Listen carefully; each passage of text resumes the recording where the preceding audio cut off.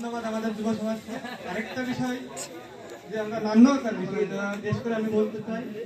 নান্নু-আকা দেখুন হাসপাতালে ভর্তি, নান্নু-আকা হাসপাতালে ভর্তি, চিকিৎসার অভাব। আমি পার্সোনাল ভাবে অনেকের সাথে যোগাযোগ করছি। আমাদের গ্রামের যারা ঢাকায় বসবাস করে যুব ছেলেপেলে তারা বলতে আমরা দুর্গাপুর ছাত্র সাহেবের কাছে আমরা সাহায্যের জন্য হাত পাতি। আমি বললাম যে আমাদের সঙ্গে নিজস্ব একটা বাণিজ্য আছে, আমি বললাম যে আমরা কিছু করতে পারি কিনা দেখি। এই কথা বলে আমরা নিজেরটাই আমরা চেষ্টা করলাম যে আমরা যাতে সাহায্য করি এবং গ্রামের সমস্ত মানুষের সাথে যোগাযোগ করার ব্যবস্থা। তারপরে প্রথমত আমরা কয়েকজন মানে ইকবাল কাকা আছে, আবু কাকা আছে, আকরাম কাকা আছে, অনেকের সাথে যাদের সাথে আমরা কথা বলি, ঝিনো ভাই আছে, এদের সাথে আমরা যোগাযোগ করি, একটা গ্রুপ খুললাম রাতারাতি। এবং টাকা কালেকশনের বিষয়ে আমরা আগ্রহ দেখানোর জন্য আমরা নাম কি করলাম, সেই দিয়ে আমরা গ্রুপটা চালু করলাম। মূলে কি নান্নু-আকা কি আমরা দেখছি আমাদের গ্রামের যারা মুরব্বী আছে বয়োজ্যেষ্ঠ, নান্নু-আকা কিন্তু তাদের সন্তানের বয়স। নান্নু-আকা যে রোগ আল্লাহ দিলে, আল্লাহ দোয়া করি নান্নু-আকা ভালো। আমরা চাই যে সে আমাদের মাঝে সুস্থ সবল ঘুরে বেড়ায়।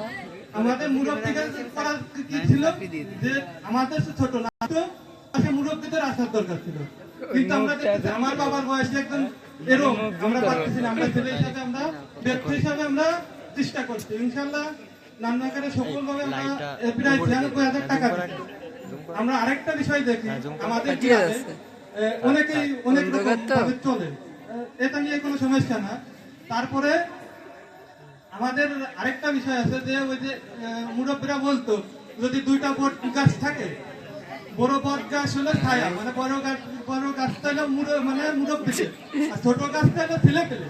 মুরব্বীরা যখন থাকে তখন আমাদের ছোট গাছে বাতাস কম লাগে, যখন মুরব্বী চলে যায় আমরা তখন টের পাই যে মুরব্বী কি ছিল। আমরা মুরব্বীদের যথাযথ সম্মান রাখি, কারণ আমরা দেখি আমরা এখন বলে আমাদের গ্রামে ৩টা সামাজিক দল। কাজী নওয়াবুল ইসলাম যদি বেঁচে থাকতেন, আমরা এখনো বলে, অনেকেই বলে যে উনি বেঁচে থাকলে আজকে সমাজের অবস্থা হইতো না। আল্লাহর কাছে দোয়া করি সেজন্য আমাদের তাকে জান্নাত নসিব করেন। তারপর আরো বলি, আপনারা দেখেন আমাদের কচুয়া গ্রামের কিন্তু নাম ডাক অনেক ছিল। ২৬টা বছর ইনশাল্লাহ শ্রীপুর ইউনিয়নের উপরে চেয়ারম্যান দায়িত্ব পালন করতে আমাদের সম্মানের গ্রাম। ৫৫ বছরের ভিতর ৩৭ বছর সম্ভবত মেম্বার আমাদের গ্রামে, আমাদের সম্মানিত গ্রাম। কিন্তু আমাদের অবস্থান কোথায়? এখন আমরা জিজ্ঞাসা করি কচুয়া গ্রামের অবস্থান কোথায়।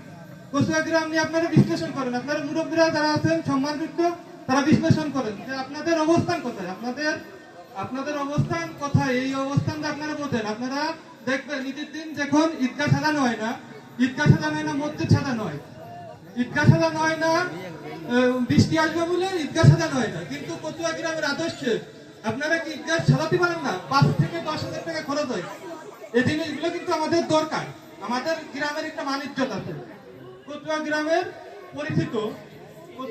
পরিচিত অনেক গ্রাম আছে। কচুয়া গ্রাম কিছু মুসলিমাতে লোকের চেনে, মানে কচুয়া গ্রাম কার বলবে, নুরুলের, কামিল মোল্লার, জবুরবার, জাহিদবার, এরকম কিছু লাগে কচুয়া গ্রাম। আমাদের কোনো গ্রাম আসেনি, আমাদের ইনশাল্লাহ হবে, হয়তো মুরব্বীরা আছে তারপরে আমাদের আসবে। তাদের গ্রাম, আমাদের এখনো গ্রাম আসি নাই। আপনারা বুঝবেন যে গ্রামটা আপনাদের, বাইরের লোক আপনাদের চেনে। কচুয়া গ্রামের কয়েকজনের বর্ণনা দিতে গেলে আপনাদের বর্ণনা আসে। এই জিনিসগুলো আমরা যে বুঝি যে আপনাদের বর্ণনা আমরা দিতে পারি। আমরা চাই আমাদের গ্রামে সমস্ত কিছু থাকুক, আচার অনুষ্ঠানে সমস্ত কিছু, কিন্তু আমরা কি করি